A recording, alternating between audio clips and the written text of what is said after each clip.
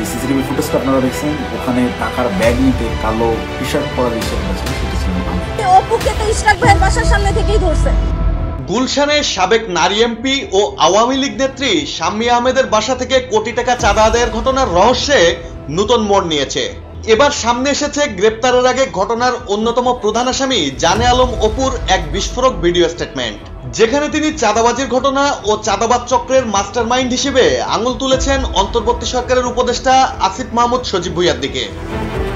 ওই যে গুলশান 2 মোড় পার হয়ে যেই 5 স্টার হোটেলটা ওয়েস্টিন ইন্টারন্যাশনাল যে হোটেলটা, এই ওয়েস্টিনের নিচে সাদা সিএফ মোটো বাইকে হেলমেট লাগানো অবস্থায় আমার সাথে কথা বলতেছিলেন একজন উপদেষ্টা।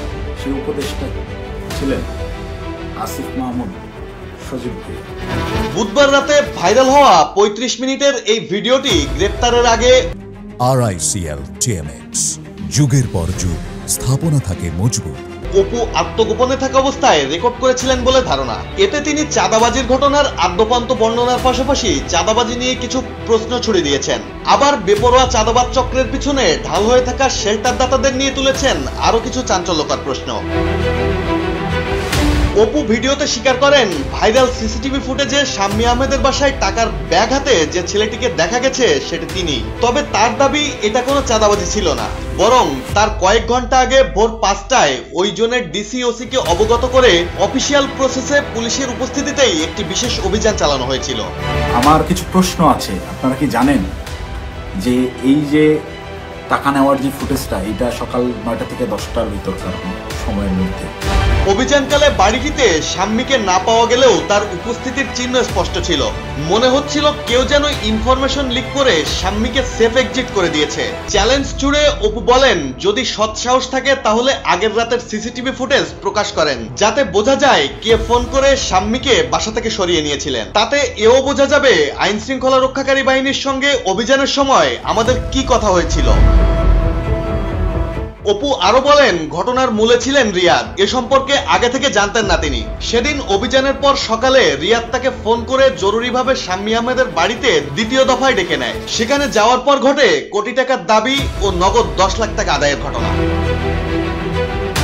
10 লাখ টাকা নিয়ে শাম্মীর বাড়ি থেকে বেরিয়ে কোটি টাকা দাবির জন্য রিয়াদের ওপর ক্ষোভ ঝাড়েন তিনি। সে সময় রিয়াদ অপুকে বলে, ভাই তো 1 কোটি নিতে বলেছে।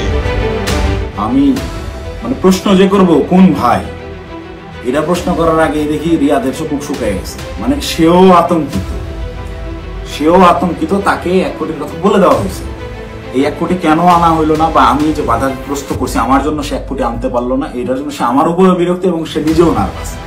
রিয়াদের চোখে মুখে দেখি চিন্তার ছাপ। কোন ভাই, কখন বললি তুই, কার সাথে কথা বলছিস আমি যাওয়ার পর? রাতে কোন ভাই আসছিল দেখেন নাই? তখন আমি 30 সেকেন্ডের মতো চুপ করে থাকি, ভাবতে থাকি। যখন রাতে কোন ভাই আসছিল এইটার সমীকরণটা আমার মাথায় মেলে, রিয়াদকে আমি বলি যে ভাইয়ের সাথে কথা বলে আসলাম, তুই সেই ভাইয়ের কথা বলতেছিস? রিয়াদ বলে হ্যাঁ। আপনি বুঝতেছেন না ওখানে ক্যামেরা আছে, সবকিছু আছে, সবকিছুর সামনে আমি 1 কোটি টাকার সাহস করতেছি এমনি। অপু বলেন, এই ঘটনা থেকে মিডিয়া কিছু বিষয় ধামাচাপা দিয়েছে। তিনি আরো দাবি করেন, অভিযানের আগেই উপদেষ্টা আসিফ মাহমুদের সঙ্গে তার কথা হয়েছিল। কেন এই গুরুত্বপূর্ণ তথ্যটি মিডিয়ায় আসেনি? একজন উপদেষ্টা ভোর 4টার সময় হেলমেটে মুখ ঢেকে বাইক চড়ে গুলশানের মতো অভিজাত এলাকায় কেন এসেছিলেন এবং তার সাথে কি কথা বলতে এসেছিলেন সেই প্রশ্নও তোলেন অপু।